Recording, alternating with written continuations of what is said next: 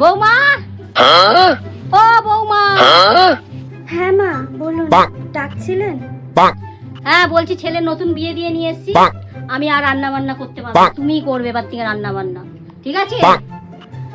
আচ্ছা আচ্ছা, তাই হবে তাই হবে। ঠিক আছে, এই নিন মা সকালবেলার ব্রেকফাস্ট।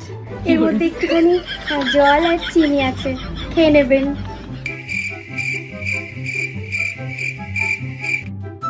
এই নিন মা, খেয়ে নিন ঝটপট। এটা হচ্ছে দুপুরবেলার খাবার। আপনার হচ্ছে এই মুড়ি আছে, এতে জল আছে। আপনি যদি শুকনো মুড়ি খেতে চান তো খেয়ে নেবেন, আর না হলে জল দিয়ে ভিজিয়ে খেয়ে নেবেন, কেমন? এখানে রাখলাম, হ্যাঁ।